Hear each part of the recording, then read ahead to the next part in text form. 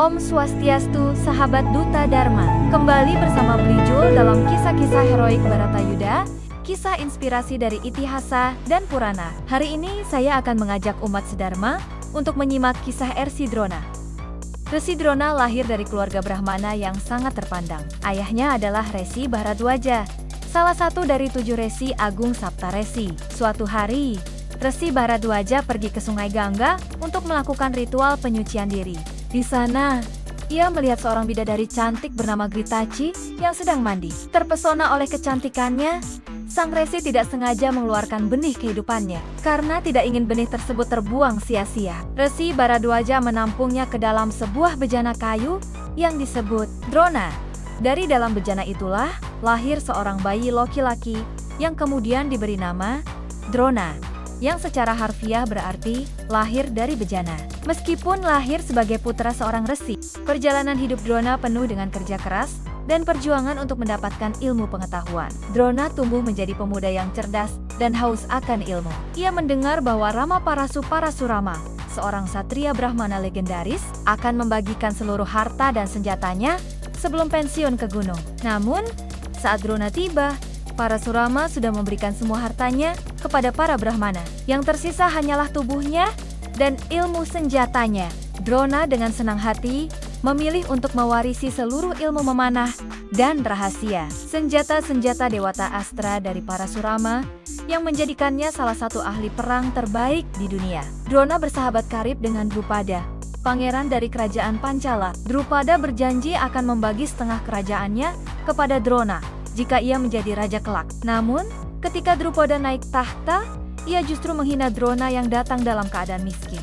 Drupada mengatakan bahwa persahabatan hanya bisa terjalin di antara orang yang sederajat. Sakit hati inilah yang memicu ambisi Drona untuk menjadi guru besar agar bisa membalas dendam. Drona kemudian pergi ke Hastinapura. Di sana, ia menunjukkan kehebatannya di depan para pangeran muda dengan mengambil bola yang jatuh ke sumur hanya dengan menggunakan rumput yang disusun menjadi anak panah.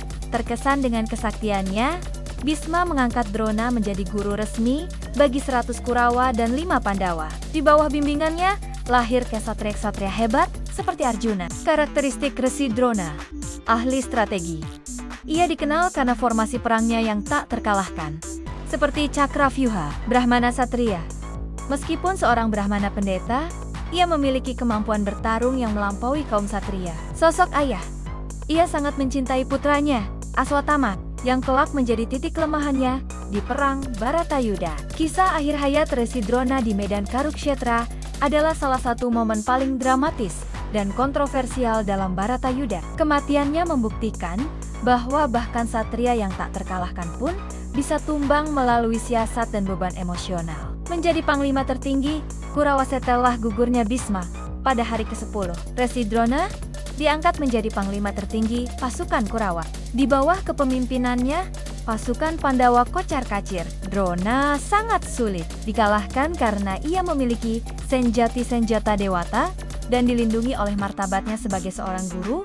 Pada hari ke-15 peperangan, Krishna menyadari bahwa selama Drona masih memegang senjata, Pandawa tidak akan pernah menang. Satu-satunya cara untuk menjatuhkannya adalah dengan menghancurkan semangat hidupnya, yaitu Aswatama, putra tunggal yang sangat ia cintai. Pertama, kematian Gajah Aswatama atas saran Krishna. Bima membunuh seekor gajah perang milik Raja Malawa yang kebetulan bernama Aswatama. Kedua, berita bohong.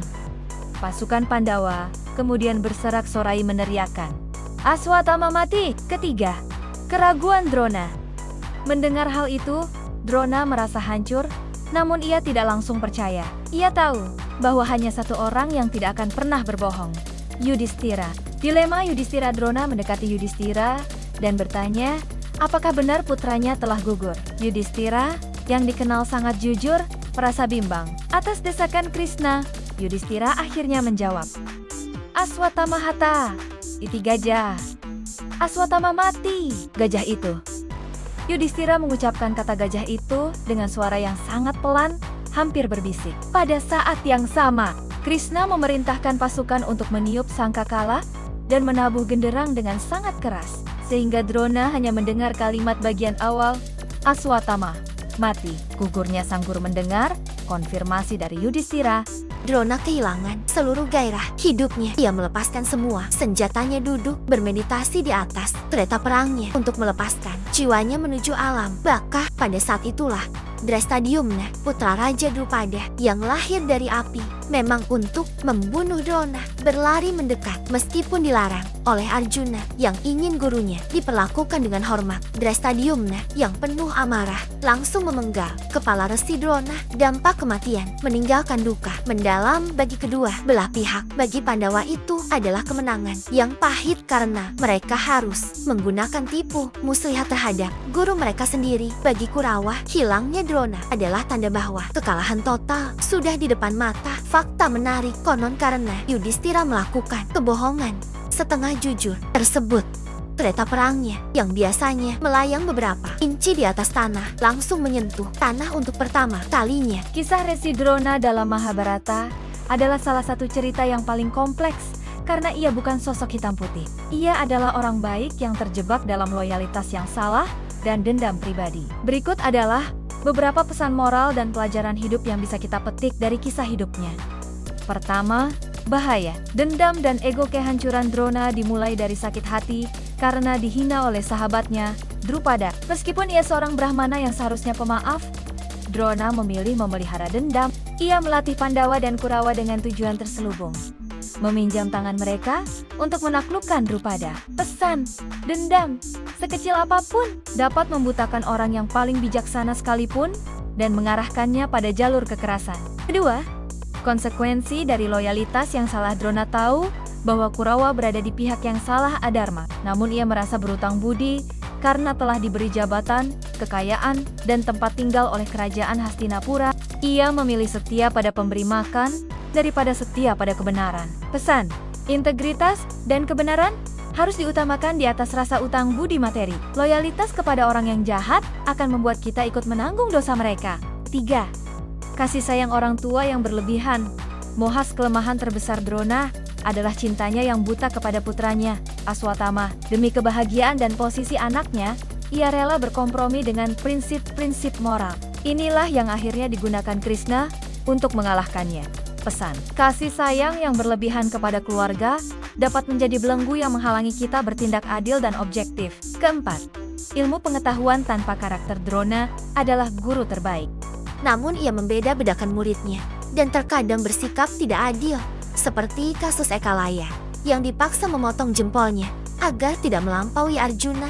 Ia memiliki ilmu yang luar biasa tinggi, tetapi ilmu itu digunakan untuk mengabdi pada pihak yang batil. Pesan moralnya, kecerdasan dan keahlian tinggi tidak ada gunanya jika tidak dibarengi dengan karakter dan keberanian untuk membela keadilan. Kelima, kejujuran adalah fondasi harga diri.